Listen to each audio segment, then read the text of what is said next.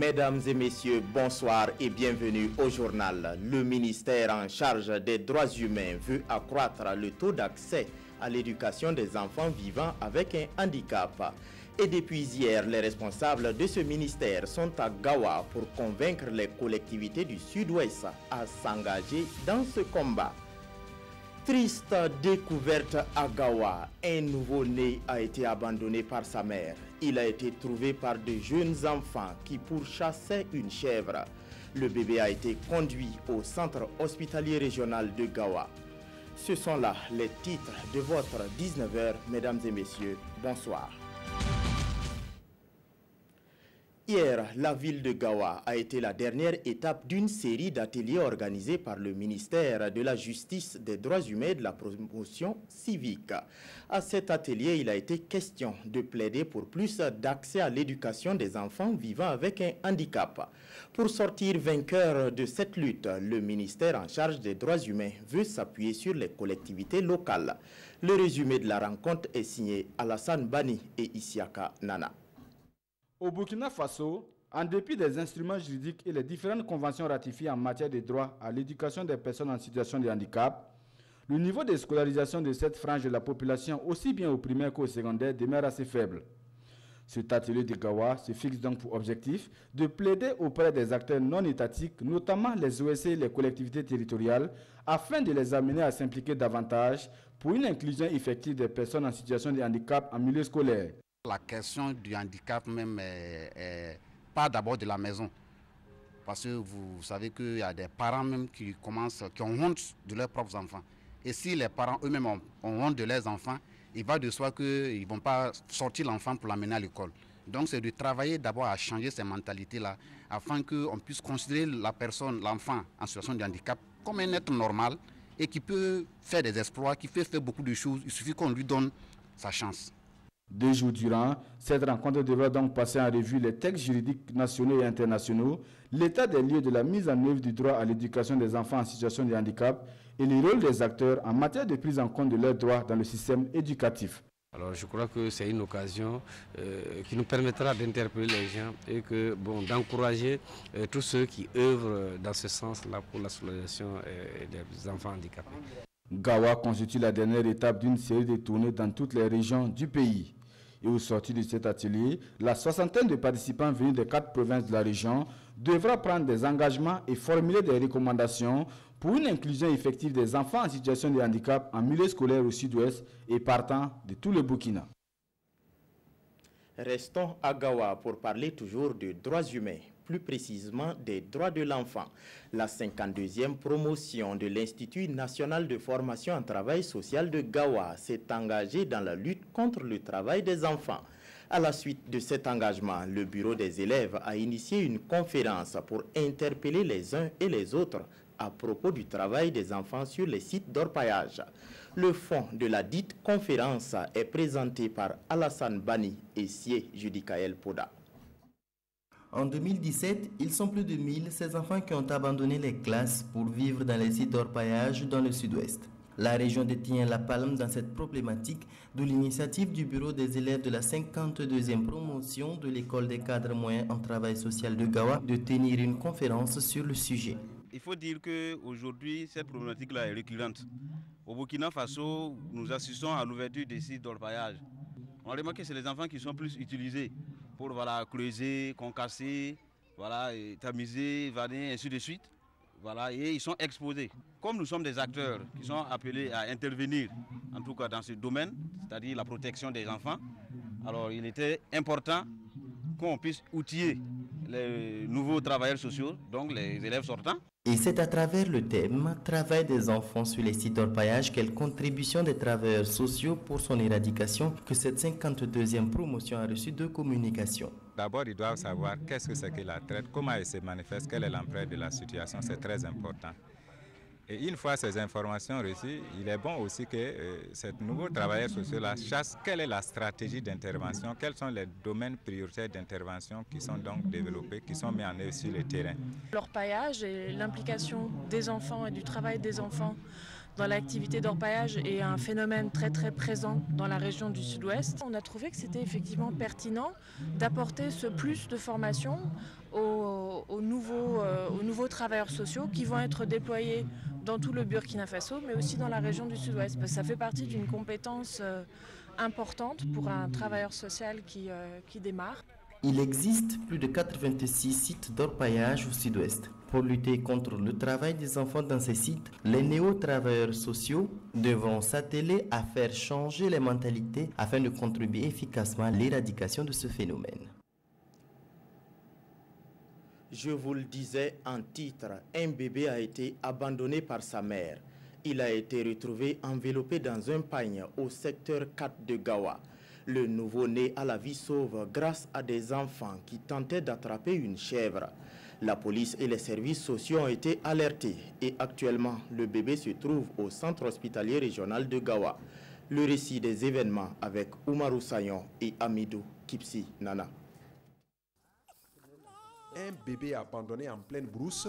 Nous sommes en périphérie de la ville de Gawa au secteur 4.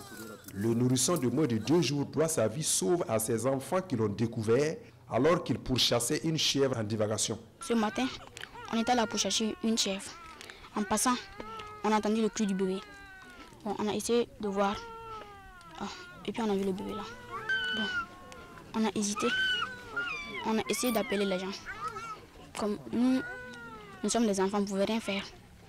Voilà, donc on a essayé d'informer les grandes personnes, quoi. Conduit au service pédiatrique du centre hospitalier régional de Gawa pour des soins, le nouveau-né développe des signes d'une santé fragile selon les premiers diagnostics des médecins. Et pour cause, il a passé des heures dans un environnement malsain. Il a été abandonné à l'air libre, donc en tout cas il est exposé à beaucoup de maladies.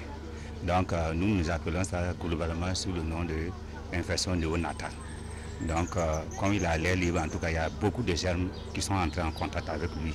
Donc, nous allons nous prendre en charge. Les services de l'action sociale, celles-là même qui ont assuré le transfert du bébé au CHR, déplorent le phénomène d'abandon d'enfants devenu de plus en plus criard à Gawa. Au niveau de la province, vraiment, ces cas sont fréquents. Voici, on a eu l'heureuse vraiment chance avec le petit qui a pu trouver l'enfant et de l'avoir. Mais c'est qu'on ne trouve pas. Voilà, ici, c'est la partie visible de l'iceberg.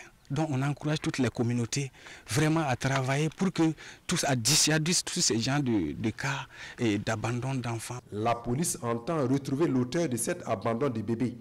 Les nombreux curieux, notamment la population riveraine, s'interrogent sur les raisons qui ont poussé une femme à abandonner un être innocent aussi loin des concessions. Tout autre sujet à présent, la production d'eau de l'ONEA de la ville de Houndé s'est accrue de 70%, et cela grâce à la réalisation d'une infrastructure dénommée AEPS.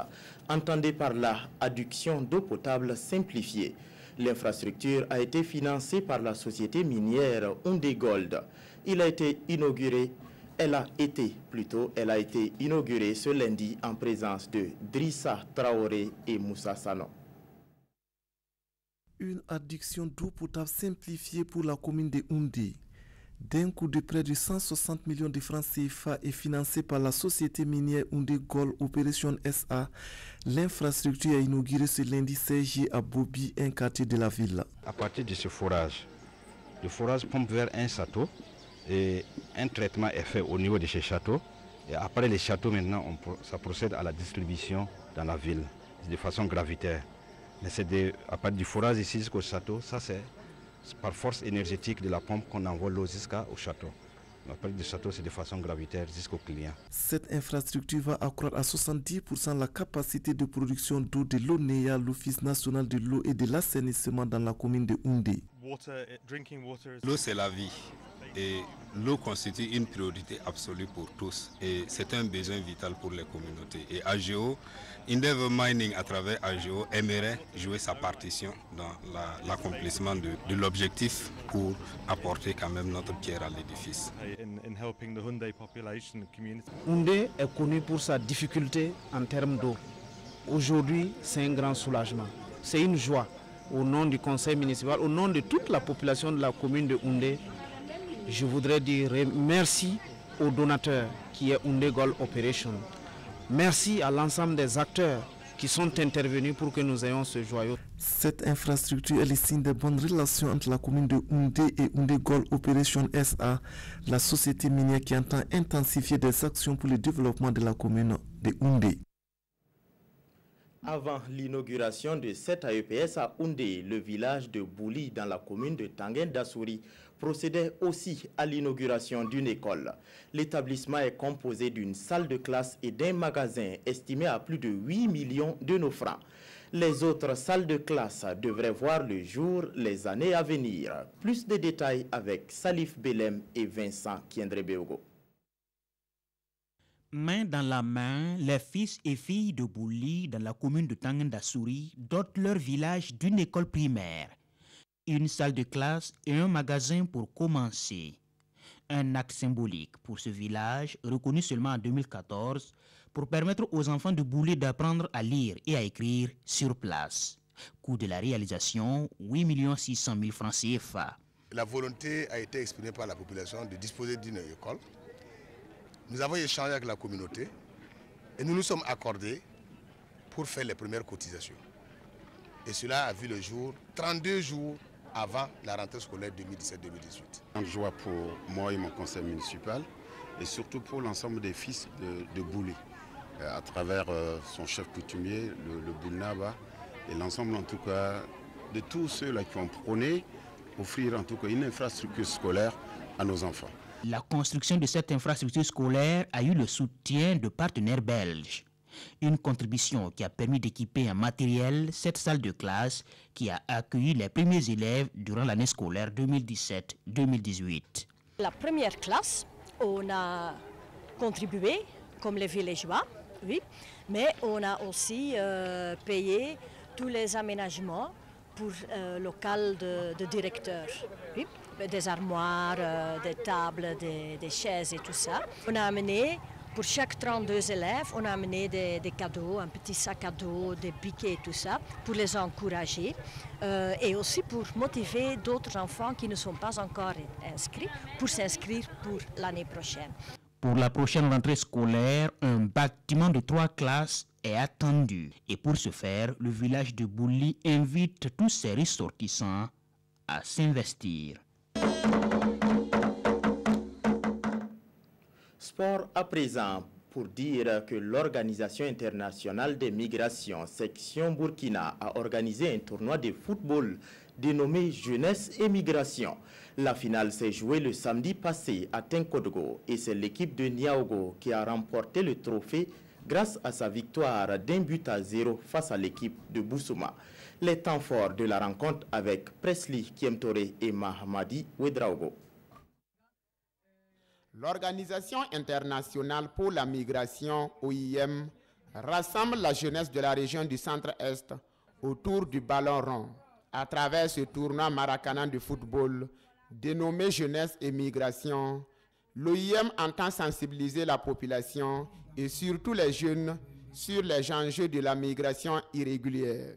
Le sport est un bon moyen pour rassembler les gens, permettre de renforcer la cohésion sociale.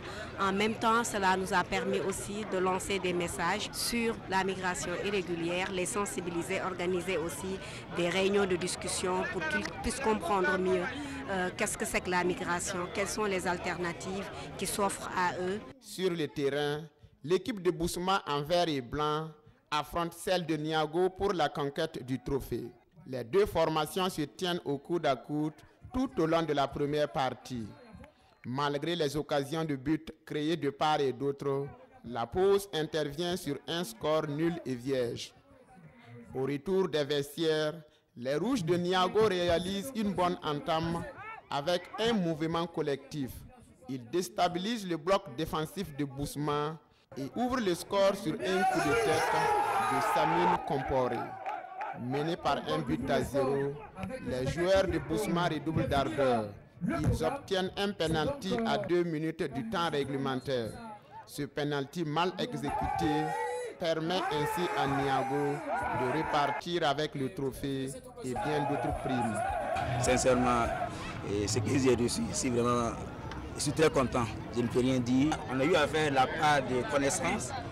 Ça nous a beaucoup permis de nous connaître. Voilà, et aussi je peux dire que le message de l'OIM aussi est passé. Ce beau match d'ailleurs que nous avons assisté ce soir, vraiment s'est déroulé dans le fair play et les équipes étaient à la hauteur. Mais il faut voir derrière ce match qui vise à inviter la jeunesse à réussir chez eux. Les organisateurs donnent rendez-vous l'année prochaine avec le même objectif, sensibiliser les jeunes sur les dangers et les alternatives à la migration irrégulière au Burkina Faso. Ainsi s'achève ce journal. Merci de votre aimable attention. Je vous retrouve demain, même heure, même chaîne. Bonsoir.